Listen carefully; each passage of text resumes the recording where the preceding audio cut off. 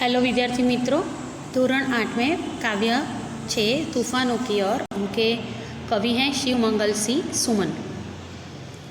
5 अगस्त 1915 के ग्राम जगरपुर, जिला उन्नाव, उत्तर प्रदेश में बनारस हिंदू विश्वविद्यालय से MA PhD का अभ्यास किया है। अनेक अध्ययन संस्थाओं, विश्वविद्यालय तथा हिंदी संस्थान में उच्चतम पदों पर कार्य किया है तथा अनेक देशों की यात्रा की है। 1974 में मिट्टी की बारात और साहित्य अकादमी 1993 में भारत भारती पुरस्कार से सम्मानित किया गया। 1974 में भारत सरकार द्वारा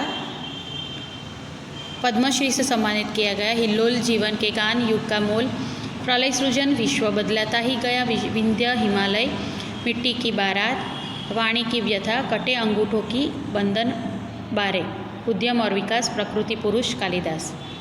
तो इस काव्य में सुमन मतलब शिवमंगल सिंह जी ने हम सदा मनुष्य संघर्ष में रहकर अपने लक्ष्य को प्राप्त करते हैं और इससे ही उनका जीवन निखरता है। और हमेशा हमें यही उजागर किया है कि धैर्य, गतिशीलता, साहस और संघर्षरत रहते ही हम जैसे सुवर्ण आग में जलकर ही सोना बनता है, इसी तरह मनुष्य भी संघर्षों से ही आगे आता है। तूफानों की ओर घुमा दो नाविक निज पतवार, आज सिंधु ने विष उगला है, लहरों का यौवन मचला है। आज हृदय में और सिंधु में साथ उठा है ज्वार, तूफानों की ओर घुमा दो नाविक निज पतवार। लहरों के स्वर में कुछ बोलो, इस अंधड़ में साहस तोलो। कभी कभी मिलता जीवन में तूफानों का प्यार, तूफानों की ओर घुमा दो नाविक निज पतवार। यह असीम निज सीमा जाने, सागर भी तो यह पहचाने। मिट्टी के पुतले मानव ने कभी न मानी हार, तूफानों की ओर घुमा दो नाविक निज पतवार।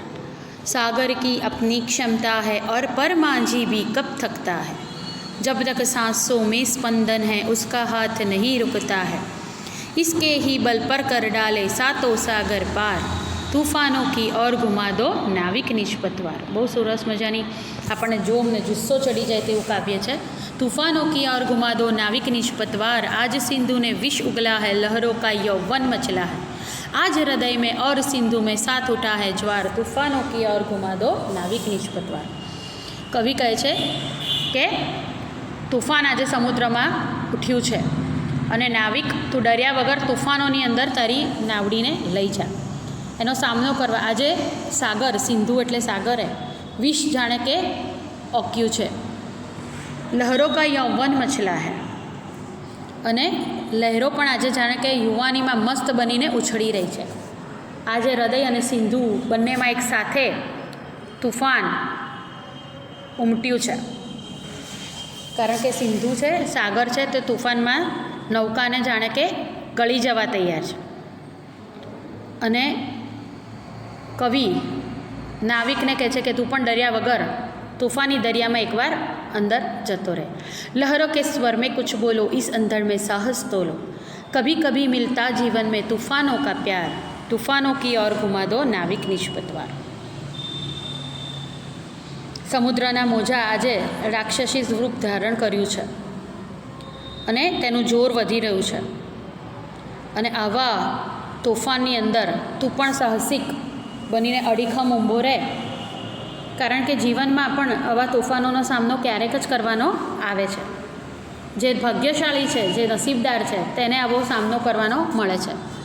આમ પણ મિત્રો, જીવન સીધું સાદું હોય તો કોઈ મતલબ નથી। મુશ્કેલીમાં જ જ્યારે આપણે બહાર આવીએ ત્યારે આપણને લાગે છે કે આપણે પણ કંઈક છે। यह असीम निज सीमा जाने, सागर भी तो यह पहचाने। मिट्टी के पुतले मानव ने कभी न मानी हार, तूफानों की ओर घुमा दो नाविक निज पतवार।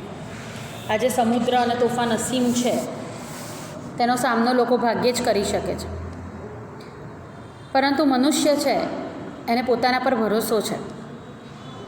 એ નાવ લઈને નીકળી પડ્યો છે કે આજે તો માટીનું પૂતળું માનવ, આપણું શરીર એ પંચમહાભૂતનું બનેલું છે। જ્યારે માણસ મરી જાય છે તેને અગ્નિદાહ આપવામાં આવે છે તો એ રાખ બની જાય છે, અને જમીનમાં દાટવામાં આવે છે તો એ જમીનમાં ભળી જાય છે। એટલે કે આપણું શરીર છે એ 5 પંચમહાભૂતનું બનેલું છે, અને એ આ માટીનો માણસ એ આ તોફાનની સામે હારવાનો નથી, કારણ કે મનુષ્યએ કદી પોતાના જીવનમાં હાર માની નથી। એ સામનો તો કરશે જ, ડરવાનો નથી। સાગર કી અપની ક્ષમતા હૈ પર માંઝી ભી કબ તકતા હૈ. સાગરની પોતાની અમાપ ક્ષમતા છે. તેનો આપણે સાગરને જોઈએ ત્યારે જ આપણને તેની શક્તિનો પરચો મળે છે, તેની વિશાળતા. અને છતાં પણ એક નાનકડી હોડીનો નાવિક માજી થાકતો નથી.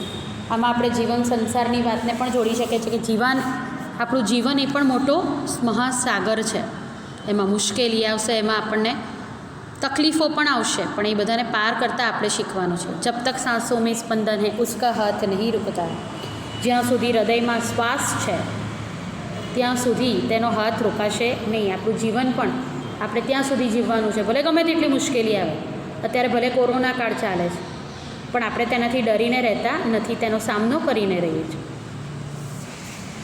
ઇસકે હી બલ પર કર ડાલે સાતો સાગર પાર, તૂફાનો કી ઓર ઘુમા દો નાવિક નિષ્પત્રા. નાવિકે પોતાની હિંમત અને ક્ષમતાથી સાતે સમુદ્રને પાર કર્યા છે અને પોતાની નૌકાથી તે આગળ ને આગળ વધતો રહે છે. હે નાવિક, તું તારું સુકાન તોફાનો તરફ ફેરવી દે અને ડર્યા વગર આગળ ને આગળ વધ. મિત્રો, આ નાવિક અને સમુદ્રના ઉદાહરણો પરથી આપણે જીવનના સમુદ્ર ઉપરને પણ આનો આશય આપણે લઈ શકીએ છીએ.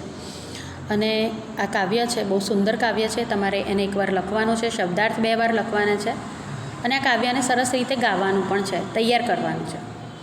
તો હવે અભ્યાસ પ્રશ્નોત્તરની ચર્ચા આપણે નેક્સ્ટ વિડીયોમાં જોઈશું. આભાર.